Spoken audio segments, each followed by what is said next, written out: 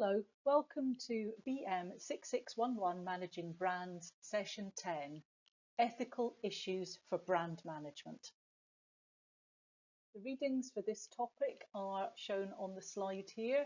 The compulsory reading is a 2015 paper by Grohmann and Baudur, Brand Social Responsibility, Conceptualization, Measurement and Outcomes, published in the Journal of Business Ethics. And then there are two other papers that you can read if you want to choose this topic for your assignment or if you just want to find out a bit more depth and detail.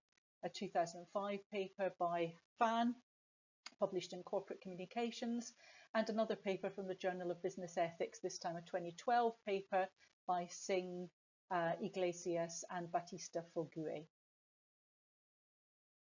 We've got quite a few objectives to cover in this session. And we'll be talking about both corporate social responsibility, CSR, and ethics. And so we have to try and figure out what we mean by these two terms, what the difference between them is, where they overlap, where they come together. So we're going to start by looking at CSR and something called the hierarchy or the pyramid of CSR. We'll look briefly at the relationship between CSR and ethics. We'll look at the relevance of ethics to marketing in general and to branding in particular. We'll look at some of the problem areas that occur where, not necessarily deliberately, where marketing can stray into what is considered to be unethical territory. We'll look at the drivers of interest and the increased importance in ethical branding, what is driving the increase in attention that is being paid to making branding, in particular marketing in general, more ethical. And we'll look at examples, lots of examples throughout this session, where we'll be sort of critically evaluating what brands have actually done, what they're doing, and the ethical solutions that they come up with to branding issues. And we'll then be able to make a decision about the benefits of taking an ethical position for a brand, what benefits that creates. So first of all, this is a very famous diagram in the world of corporate social responsibility. It's Carroll's pyramid of CSR going back to 1991. It's very widely used, very widely reproduced. You may have seen it already.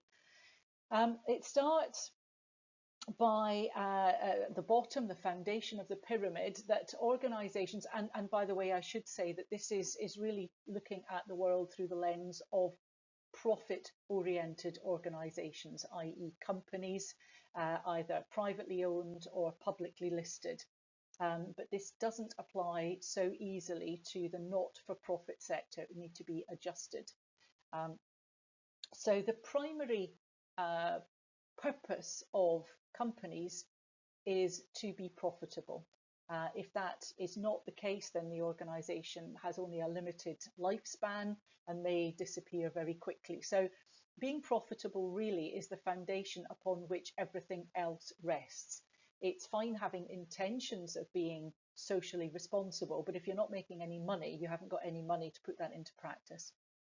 The second level of Carroll's pyramid is to be legal, to obey the law, to play by the rules of the corporate game, if you like. So law is, as Carroll says, society's codification of what is right and what is wrong.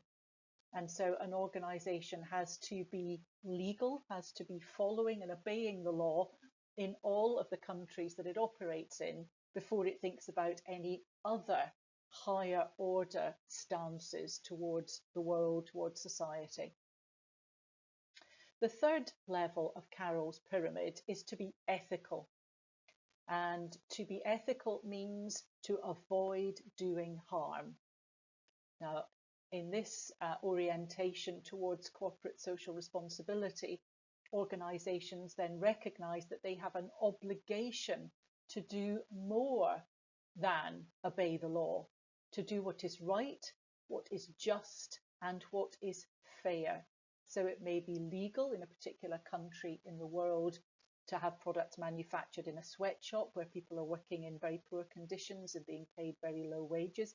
That may be perfectly legal in, say, Bangladesh or the Philippines or Cambodia, but it is not ethical.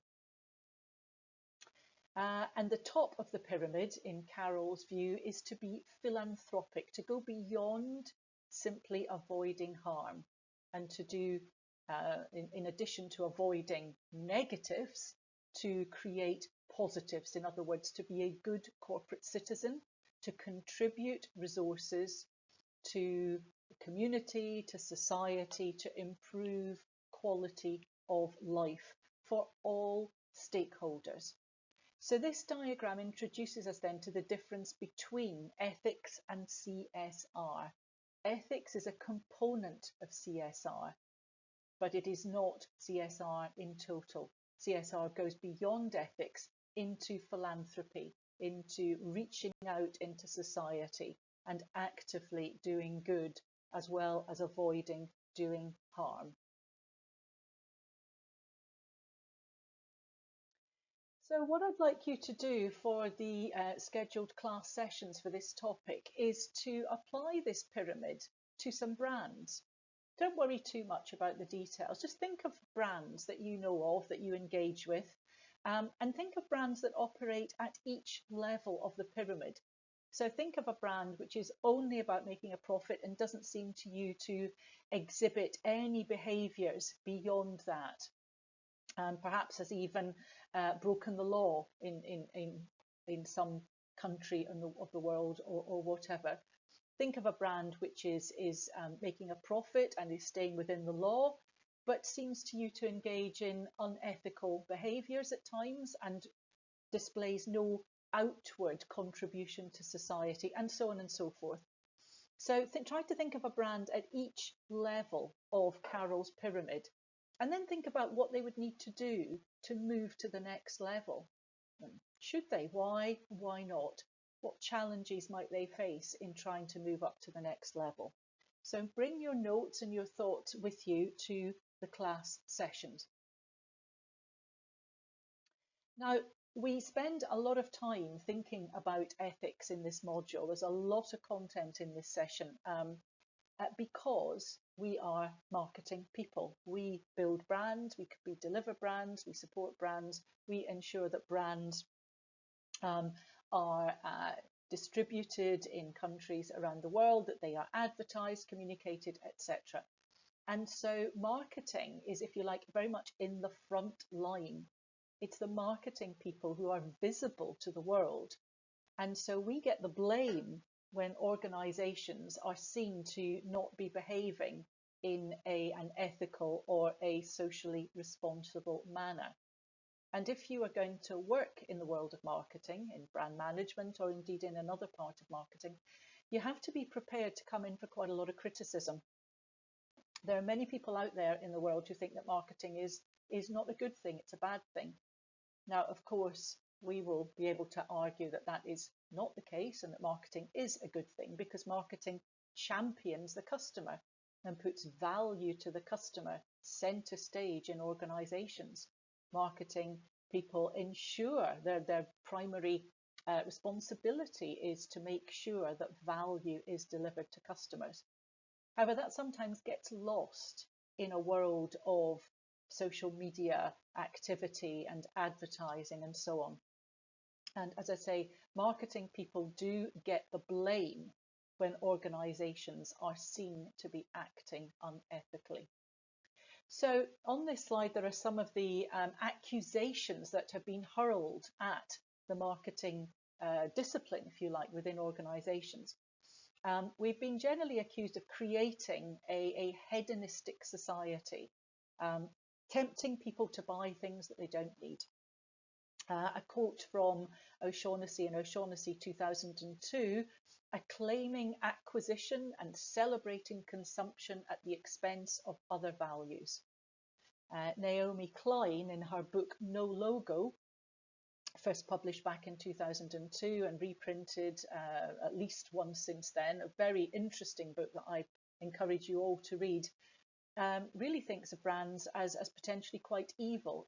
She makes some very good points. She also makes points, I think, that we as branding experts can argue against. But her view is that brands are a bad thing. They represent consumer stifling of choice, not opening up of choice. That in having big brands, smaller organisations are crowded out, and they makes it harder for small and independent organisations to compete, and that brands become things that we admire at the expense of more important things in life. And then Schutz in 1984 said that advertising is the most value-destroying activity of Western civilization. Now, so these are really strong charges that are levied against marketing. So you can see what you're up against and why you need to be able to defend an organisation's marketing activities, and also help organisations with your knowledge to operate in an ethical and socially responsible manner.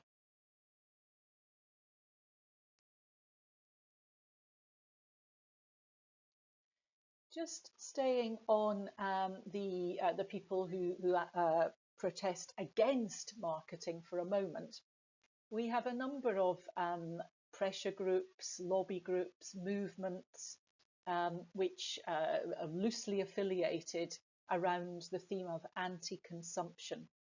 There's a Canadian organisation called Adbusters that is very prominent in this anti-consumption movement, and they promote Buy Nothing Day in November every year as a, if you like, an antidote to the crazy spending that goes on Black Friday, around Thanksgiving in the US, and has spread into other parts of the world. So their Buy Nothing Day is a day when we can celebrate not shopping, not buying, but celebrate other values. There has also been a growth in anti-consumption research, consumer behaviour theorists looking at reasons why people do not consume, reasons why people are against consumption, consumers' reasons for avoiding a particular product, a particular company, or a particular brand. And if you click on the Walker's crisp bag on the right-hand side of your screen, you will go through to an article which talks about where Walker's had a brush with a growing and increasingly vocal lobbying group who were protesting that the crisp bags were not recycled or were not recyclable, and took to putting them into post boxes in the UK to be sent back to Walker's for recycling. And this triggered a change in behaviour. There is a formal anti-marketing movement, and if you click on the hyperlink there, you will be taken through to more information about that. And then there's something called culture jamming, which is political activism, which uses the tools of marketing and the tools of branding in a subversive way to operate against brands. And there are some examples at the bottom of the screen there: Absolute Vodka, McDonald's, and milk, where the brand images, the brand logo, brand characters, the advertising are turned upside down and subverted to protest against the brand. So in the case of vodka, showing the effect of alcoholism; in the case of McDonald's, showing the effect that fatty food has on health; and in the case of milk, using the long-running Drink Milk campaign, which showed people with milk on their upper lip, a milk moustache, to encourage people not to drink dairy milk and to drink soy instead, because of the damage that is done to the environment by intensive dairy farming. And then on the far right, you can click through the picture of the Nike shoe to read about Jonah Peretti's brush with Nike, where he wanted to buy a pair of customized Nike ID trainers with the word sweatshop embroidered on them, and Nike refused to fulfill his order. So these are examples of culture jamming, and together with anti-marketing, this is the deliberate use of the tools of marketing, flipping them around, turning them around by protesters, by activists, to undermine the very brands that have been created using these tools in the first place. Let's look now at the main areas where brands come up against problems, where they stray into territory which is unethical, which is not socially responsible. And we'll use the framework of the operational marketing mix: product, promotion, pricing, and distribution as our framework to examine these issues. So let's start with product issues. There are a number of ways in which the products that brands are associated with, can be problematic. There are some products that are simply problematic and harmful from the very start. Tobacco being the obvious example, leading to cancer, heart disease, etc. And the anti-smoking campaign is probably the most dramatically successful in terms of curbs that have been placed on distribution, on brand elements, and on advertising. So in many, many countries in the world now, cigarettes are sold in packs where the health message is more prominent than brand elements. Advertising is banned, and so on. But also we have fast food, which leads to obesity, alcohol, which if consumed in excess leads to health issues and potentially alcoholism, and fast fashion, which creates pollution, overuse of water, landfill problems because people throw their clothes away after just a couple of uses, is made in sweatshops, etc. So there are some products which from the start are very, very difficult to market in an ethical way, and the job there is to adjust the products, to modify them, or possibly even to remove them from sale altogether, so that organisations can market in a more ethical manner. Sometimes individual ingredients or parts of products cause a problem. So, for example, the amount of sugar in soft drinks. We now have a sugar tax in the UK, which has increased the price of soft drinks, or forced manufacturers to reduce the sugar content. There can be a great deal of salt hidden in ready meals, for example.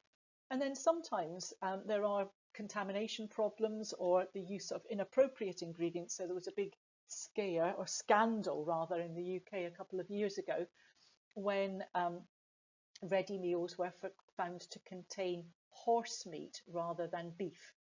And we don't normally eat horse meat here in the UK. It is eaten in other parts of the world, but certainly the fact that it was horse meat in the lasagna or whatever was not on the label. And this meat had found its way into the supply chain illegally, and a great deal of damage was done to corporate reputations as a result. And then there are environmentally unfriendly products, palm oil being a particular target at the moment. The production of palm oil, it requires forests and woodlands to be cut down, replaced with palm oil plantations, and that causes environmental degradation in many countries in the world, in Asia and in Latin America. Then there are issues relating to labelling. We have a lack of consistent standards around the world, and so it is possible for products to be labelled in a misleading way. And indeed, Coca-Cola's lawyers, responding to complaints about so-called vitamin water, said no consumer could reasonably be misled into thinking vitamin water was a healthy beverage, which is really quite ridiculous given the brand name. So here we have Coca-Cola playing fast and loose, if you like, with branding to tempt people to buy something which is supposed to be healthy, but their lawyers then defend them by saying, if you look at the label, you can see it's full of sugar and artificial colourings, so nobody could actually think it really was healthy. So unethical, not socially responsible. Packaging is problematic.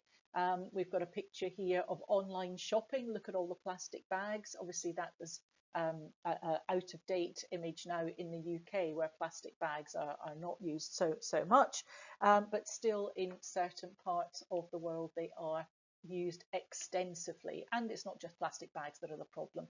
Other forms of packaging, plastic bottles and tubs, non-recyclable packaging, non-reusable packaging. And this is increasingly considered to be unethical, to be not socially responsible. We have sourcing and supply issues.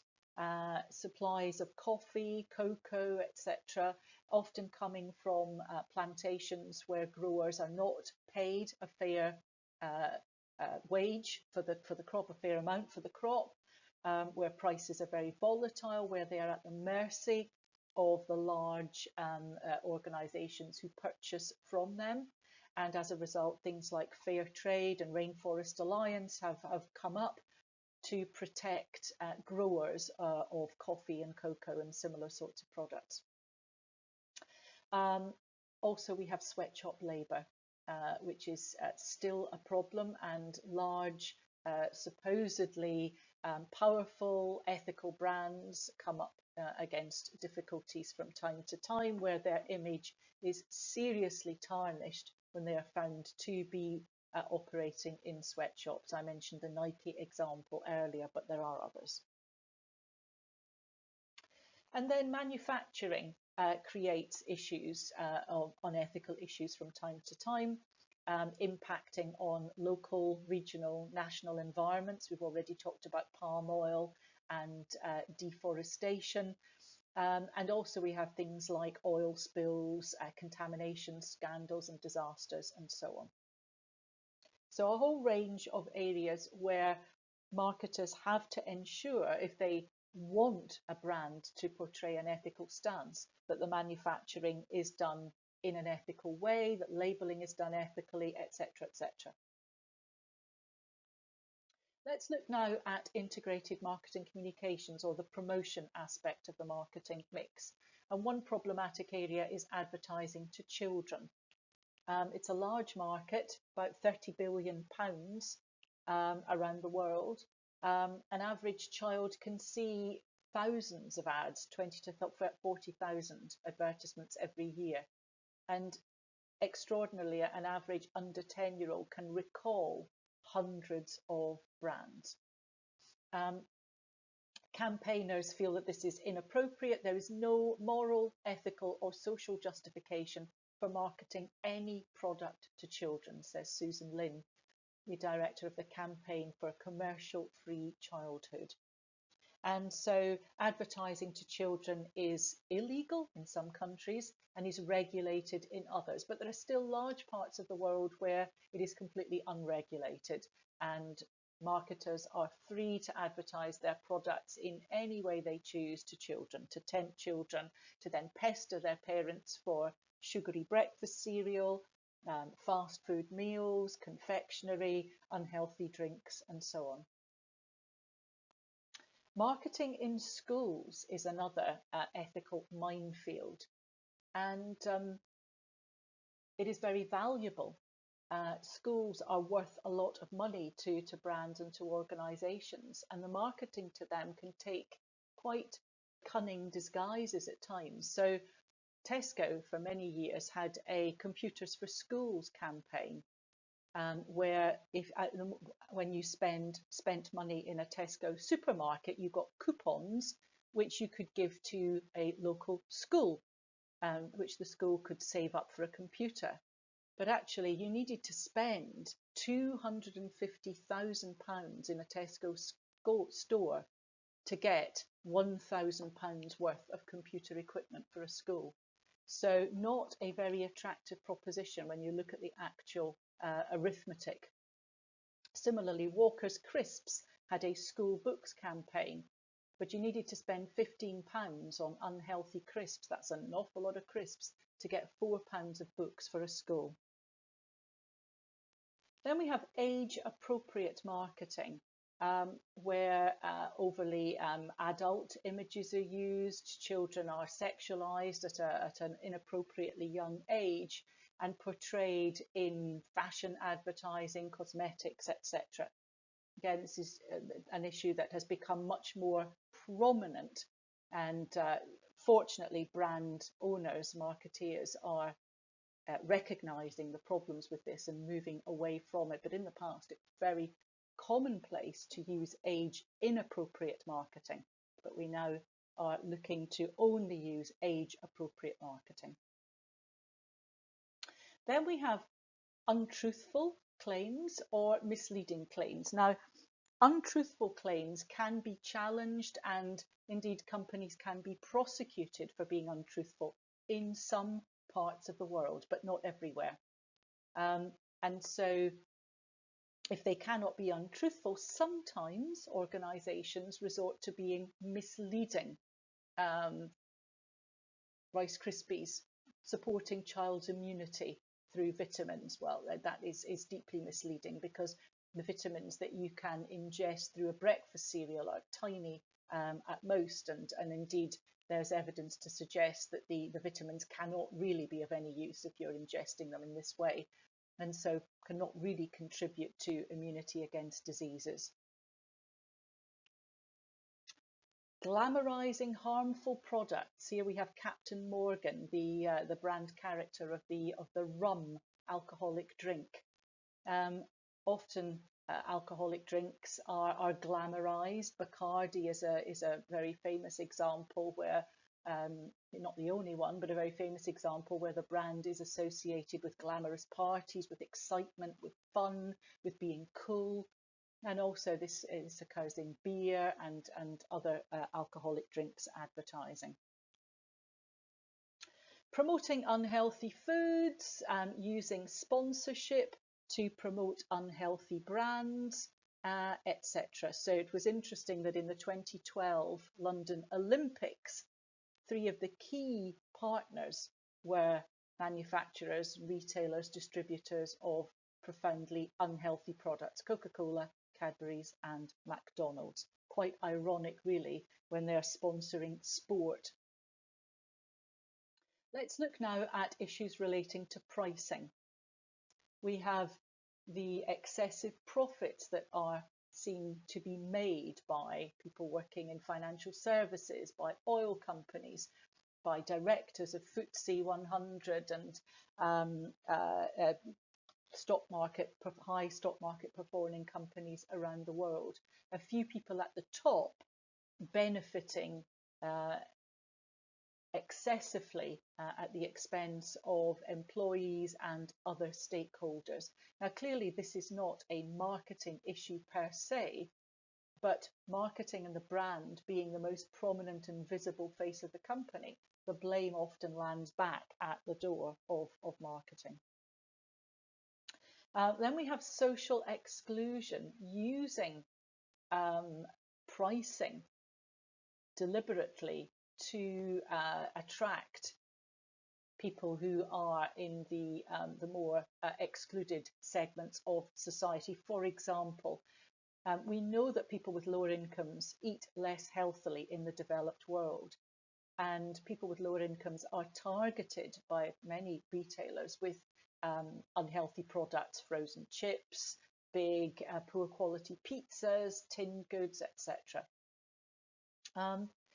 Inaccessibility of affordable loans. People on lower incomes find it very difficult to get secured affordable loans, and so have to resort to the so-called payday lenders.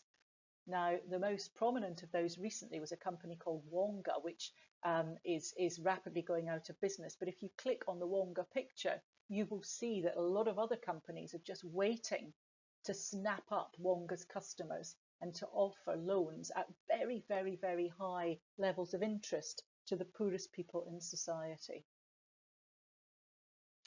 Then we have issues relating to the accessibility of products which are considered to be healthy and beneficial, such as organic food, which is much more expensive than non-organic equivalents. And so people who perhaps most need the benefit of healthy food are excluded from being able to purchase it.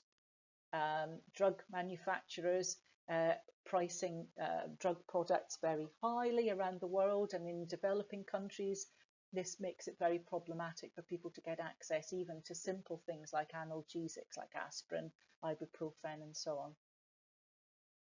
And then there's the reverse situation where some supermarkets discount alcohol, discount cider, beer, wine, which encourages people to buy and is considered to be a driver of alcohol abuse, leading to alcoholism. And in some countries in the world, there are minimum prices available, or rather imposed, on alcohol, but not all countries. And then there are a number of areas where pricing can be deceptive. Supermarket price deals come under scrutiny, where they can actually seen not to offer a bargain price, that products are not previously available at a lower price. It's a different product, or you haven't been able to buy it at a lower price. There's all sorts of ways in which price deals can look attractive, but if you scrutinise the fine detail, the fine print, they do not come out as a good deal at all. Now let's look at distribution issues. Vending machines come in for a great deal of criticism.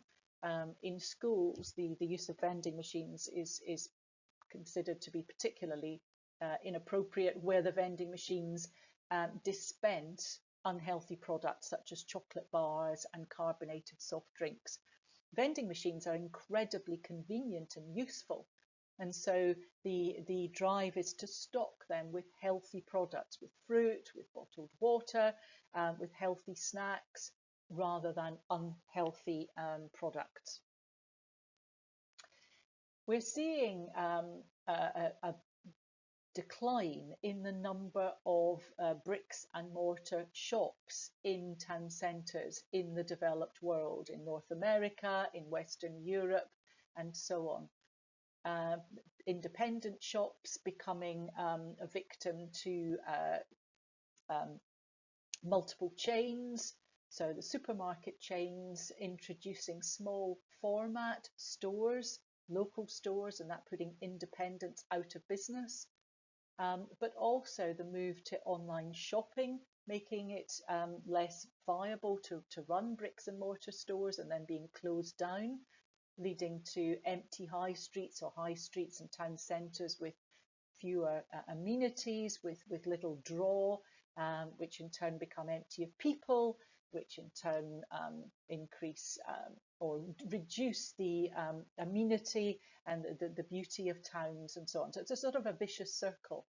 And also the increase in online shopping, the increase in small format grocery stores means an increase in delivery vans and delivery vehicles, some cases coming 24 hours a day to stock up these small format stores. So there's an increase in delivery traffic in many towns and cities in Canada, the USA, the UK, the Netherlands, Belgium, France, etc. as a result. Social exclusion, making products available only to certain types of people through branding. Abercrombie and Fitch have come in for criticism from this also, so Maybelline brand, portraying brands as only for certain types of people, targeting only the beautiful, only the thin, only the rich, only the cool, and everybody else excluded. Food miles is an issue which is considered to be profoundly unethical by commentators, by lobbying groups, where you have ridiculous situations where products travel thousands and thousands of miles to get to you in a local shop, when there may be a perfectly good alternative that is available locally. Now, of course, not all products, certainly agricultural products, can be grown everywhere. You cannot grow oranges in cold countries, so they have to be imported. But do they have to be sent by air, which is so expensive in terms of carbon and climate damage? Can products be sent in a more responsible way, reducing their carbon footprint? Can we find a way to reduce food miles by using local produce as often as possible? The 7 sins of supermarkets you can click through to read about in more detail, but these relate to things like food miles, etc.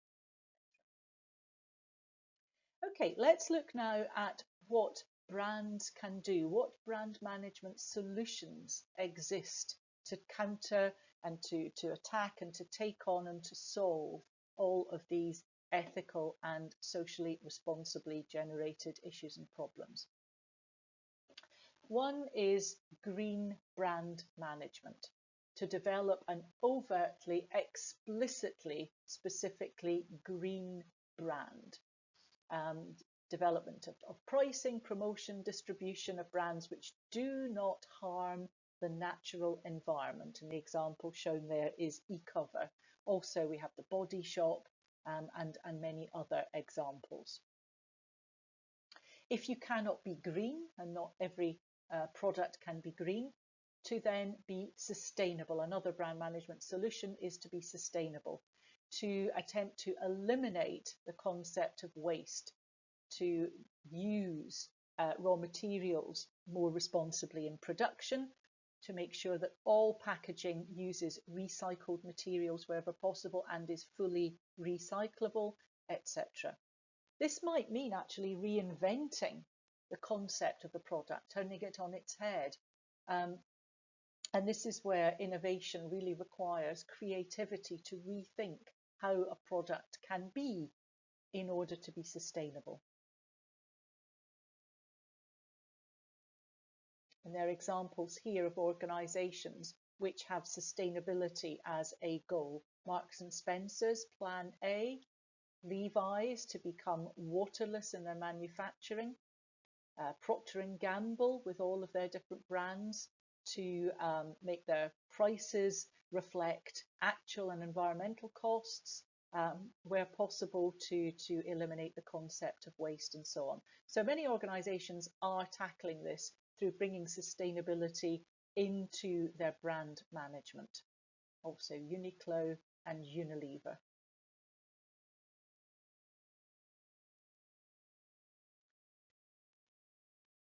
If we cannot be green, then perhaps we can be ethical. So another solution is to develop ethical brands, and there are lots of examples shown here.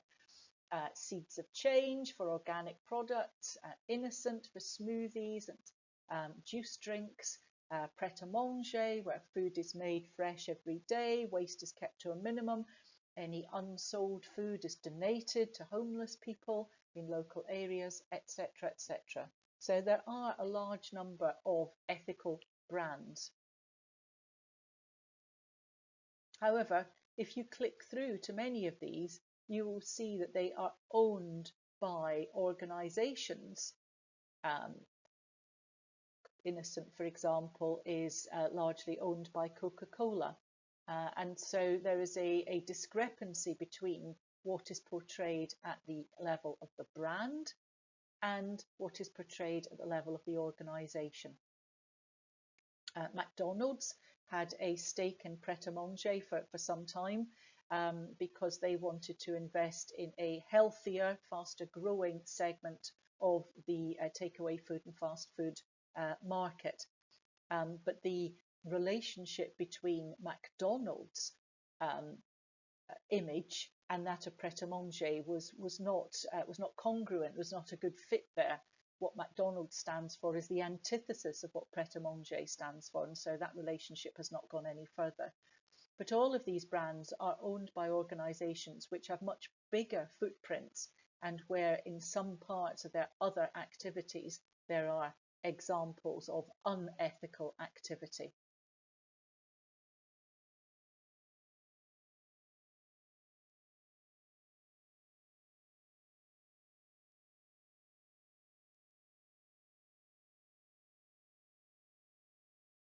So you can see who really is behind all these ethical brands now. And that if we know that, if that is transparent, it can potentially change our perception of the brand quite considerably. Still thinking about brand management solutions for ethical challenges, third-party endorsement is a useful tool here, to be endorsed by, for example, Fairtrade or Rainforest Alliance, to indicate that your products are sourced in an ethical way, that you pay high, good, consistent prices to growers for cocoa beans, coffee beans, etc.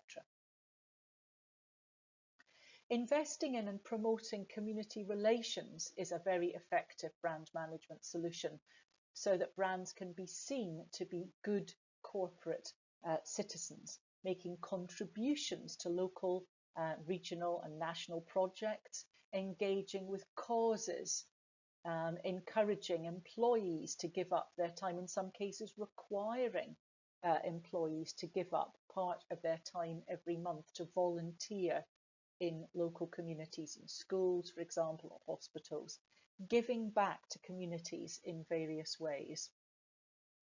So third-party endorsement, I already mentioned Fairtrade, but there's also the Soil Association, the Carbon Trust, many other organisations that can endorse brands, provided they meet the organisation's criteria. And these usually relate to being sustainable, being green, being ethical in terms of prices paid for raw materials, being organic, etc. So community relations, examples here of Barclays, which was involved for many years with football at local grassroots level, investing in local playing fields, providing money for equipment and football strips for local teams, etc.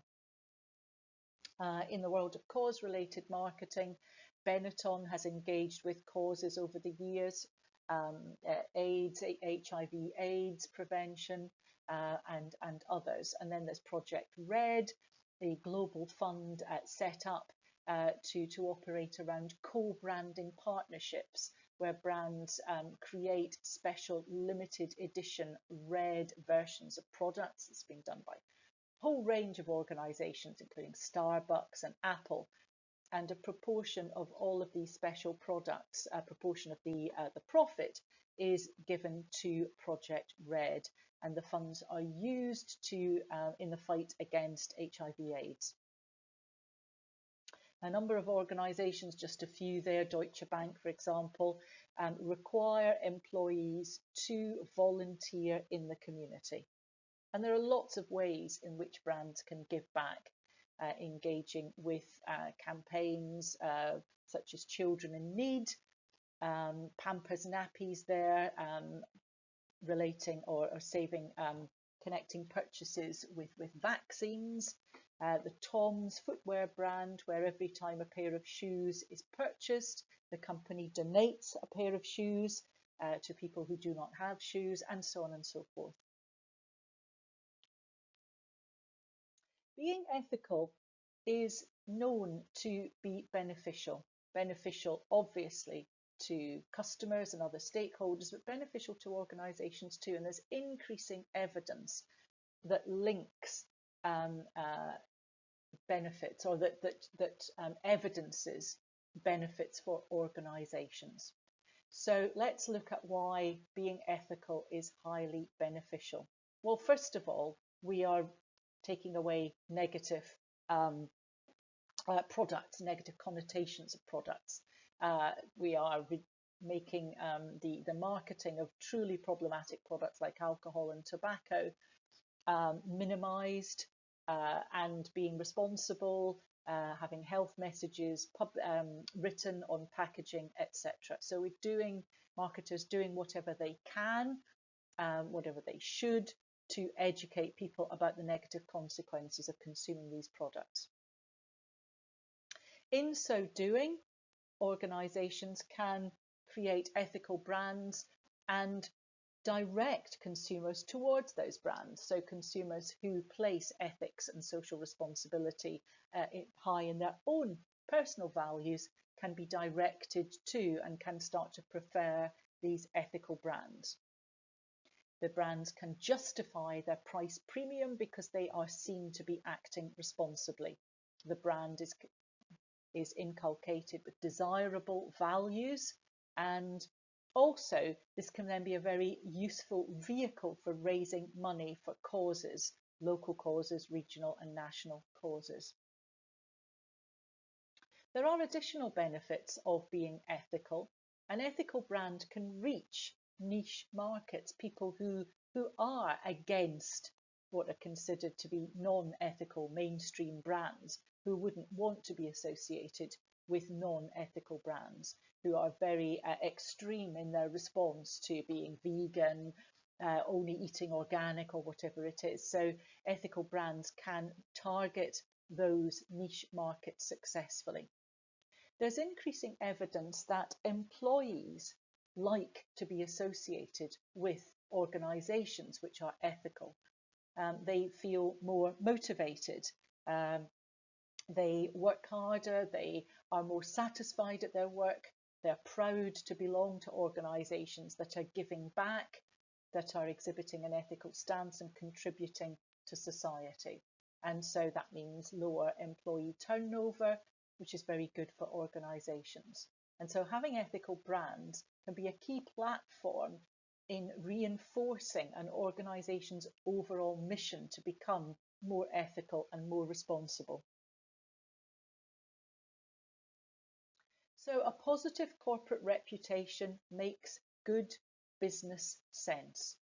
Increasingly, corporate social responsibility brings in more customers, more employees, happier employees, a whole host of other benefits. And if you want to read more about all of the benefits on the right-hand side of this slide, have a look at the readings which are mentioned at the bottom left. But increasingly, ethical and socially responsible organisations are seen to be more profitable because customers prefer them and employees want to continue to work for them. Lower employee turnover reduces costs. Ethical and socially responsible organisations are constantly challenged to innovate, and that has spin-off benefits in a whole host of areas as they find solutions to waste, find ways to become more responsible. That innovation is key to then making them more effective in lots of other ways. Ethical and socially responsible organisations find it increasingly easier to raise money if they need to go to the market to get loans, to expand, to develop. Lenders are scrutinising organisations' track record, and those that have a better track record in being ethical and socially responsible are more likely to get the money. However, it is important that organisations' ethical and socially responsible activities are actually communicated to customers. There's no point in acting in a fantastic way if people don't know about it. And most consumers don't really know what organisations are up to. So it is important to have a proactive strategy, and that is communicated to all stakeholders, that public relations and advertising, social media activity are used actively and overtly to communicate what the organisation is doing, its strategies, its success and progress on meeting targets for waste reduction, etc. Ensure that this is noticed not just by consumers but by all. In preparation for the class session, I'd like you to look at a case study, the case study of Dove. Dove is a brand which has put social responsibility centre stage for some years now through its campaign for real beauty. The campaign is all about encouraging women to feel happy and confident in themselves, regardless of their age, their size, their shape, their weight, their skin, etc.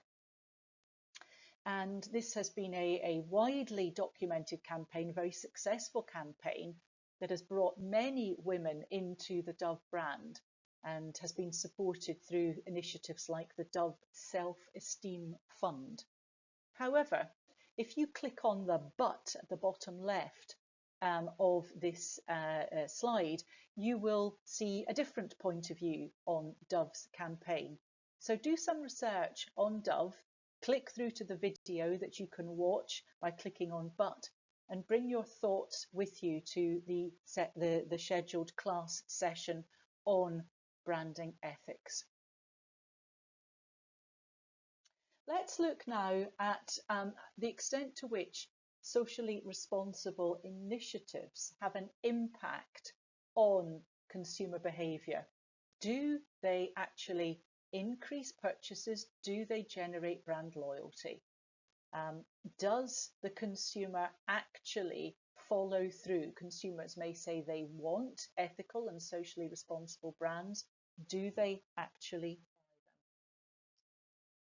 Consumers will choose green or socially responsible or ethical brands, but only under certain criteria. First of all, it mustn't cost any more. So they're not necessarily prepared to pay more for these products than other brands in the product category. Secondly, the green or socially responsible brands need to come from a trusted source. And this is where the relationship between the product brand and the corporate brand becomes critical. And we'll discuss that more in the context of the Dove case study, and there are many others too. Also, consumers need to be able to buy these products easily. If it requires a special effort to buy them or to use them, if they're maybe more hard to find, they won't go to the trouble of buying them. It needs to be easy to buy green, ethical and responsible brands. And their quality needs to be good. They need to be at least as good as the alternatives. And there's actually a lot of evidence to suggest that doing bad, something going wrong in an organisation, a scandal, a contamination, is more dangerous, that causes more damage than doing good creates a positive associations for an organisation. And that is quite worrying, really. So doing good is becoming almost a hygiene factor, a point of parity in markets. We quite rightly expect organisations to be ethical. We're starting to expect packaging to be recycled and recyclable, etc., etc. And so organisations have to do good, but they must ensure that they avoid doing bad, because that will cause more damage to their reputation, their corporate reputation and their brand reputation, than the doing good will help. So all of the organisations here have come up against issues from time to time with scandals about avoidance of tax or whatever it happens to be. And that has damaged their reputation more, in a more extreme way, than any day-to-day ethical or responsible activities have done good. Socially responsible branding and marketing activities, ethical branding, ethical marketing must be genuine, must be authentic, must be real.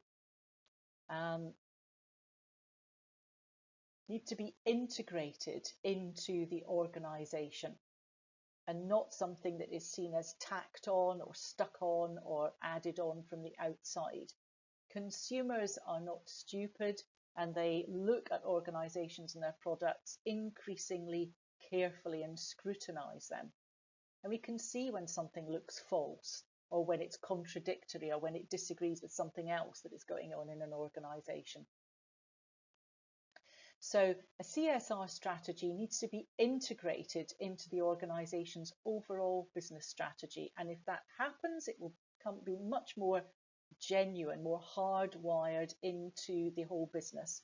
And therefore, stakeholders are likely to have more positive beliefs towards the brand and the organisation in general, have greater purchase likelihood, be more loyal, etc. However, consumers really want solutions that make overall sense, not green products per se or ethical brands per se, but whole solutions which are green, which are ethical, which are responsible. So there's increasing evidence to suggest that you shouldn't overtly brand yourself as ethical or eco. You should simply be that way, communicate your activities to stakeholders, but build a brand which does not shout ethical or eco. Lush is a good example here. There's nothing in Lush's brand name which shouts ethical or eco, but it is both. And that comes across very, very clearly when you start to look at the products, the manufacturing, etc.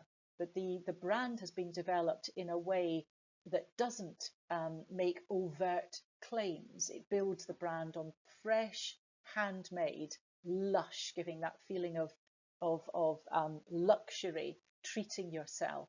But actually, these are ethical green products. Another example is method. There's nothing in the word method which shouts being ethical or eco. So again, the brand element, the brand image is constructed without overt use of ethicality or environmental friendliness or whatever. But these are genuinely ethical and green products, which are recycled, recyclable, don't use harmful ingredients, manufactured with a low waste, low carbon footprint, etc., etc. The term for claiming to be ethical and socially and environmentally responsible when you're not is greenwash.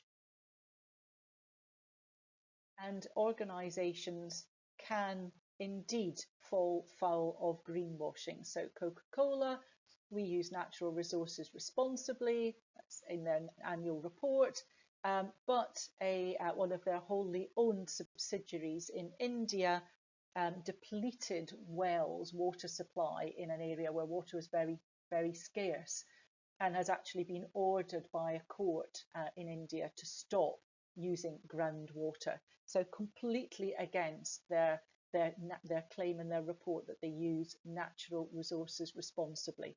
So Coca-Cola could certainly be accused of greenwashing. So in summary, brands must respond to ethical and social responsibility issues. They cannot duck these. These are increasingly important and prominent all around the world, and brands have to take a stance.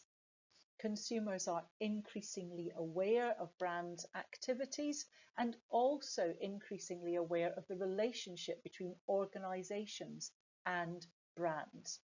And therefore organisations need to be doing good and be seen to be doing good at a corporate level as well as at a brand level.